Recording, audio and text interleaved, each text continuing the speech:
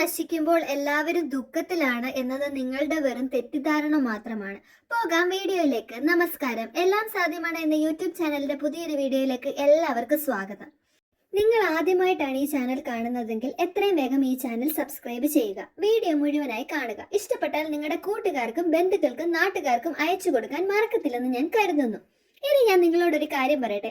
നമ്മൾ എപ്പോഴും വിചാരിക്കുന്ന ഒരു കാര്യമാണ്, നമ്മൾ ഏതെങ്കിലും തരത്തിലുള്ള നാശത്തിലോട്ട് പോവുകയാണെങ്കിൽ നമ്മുടെ ചുറ്റുമുള്ള നാട്ടുകാരായിക്കോട്ടെ, ബന്ധുക്കളായിക്കോട്ടെ, അല്ലെങ്കിൽ ചില കൂട്ടുകാരായിക്കോട്ടെ, അവർക്ക് വളരെ ദുഃഖമാണെന്ന്. ഒരിക്കലുമല്ല.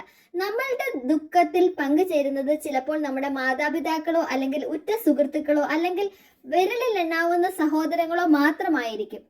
നമ്മൾ ഏതെങ്കിലും തരത്തിൽ വിജയിക്കുന്ന കാണുകയാണെങ്കിൽ, അതായത് വിദ്യാഭ്യാസപരമായി ആയിക്കോട്ടെ അല്ലെങ്കിൽ ജോലിപരമായിട്ടായിക്കോട്ടെ, ഏതെങ്കിലും തരത്തിൽ വിജയിക്കുന്നതോ അല്ലെങ്കിൽ നമ്മൾ നമ്മുടെ ലക്ഷ്യസ്ഥാനത്ത് എത്തി എന്ന് കാണുന്നതോ ചെയ്യുകയാണെങ്കിൽ ചിലപ്പോൾ എല്ലാവർക്കും ഒന്നും നല്ല പോലെ സന്തോഷമാകണമെന്നില്ല. ആ സ്ഥാനത്ത് നമ്മൾ നശിക്കുകയാണെങ്കിൽ ദുഃഖം അഭിനയിക്കുകയും മുഖംമൂടിയിട്ട് നമ്മളെ കരഞ്ഞു കാണിക്കുകയും ഉള്ളിൽ സന്തോഷിക്കുകയും ചെയ്യുന്ന ഒരുപാട് മനുഷ്യർ നമ്മുടെ ചുറ്റിലുണ്ട്. അത് മനസ്സിലാക്കി വേണം നമ്മൾ ഓരോരുത്തരും പ്രവർത്തിക്കാൻ. അതുമാത്രവുമല്ല കേട്ടോ, മറ്റുള്ളവരെ കൊണ്ട് ചിരിപ്പിക്കാൻ ഇടവരുത്താതിരിക്കുക. അതായത് മറ്റുള്ളവർ നമ്മൾ നശിക്കുന്നത് കണ്ട് സന്തോഷിക്കാൻ ഒരവസരവും കൊടുക്കാതെ വിജയത്തിന് വേണ്ടി നന്നായി പരിശ്രമിക്കുകയും ലക്ഷ്യസ്ഥാനത്തെത്തി നിൽക്കുകയും ചെയ്യുക.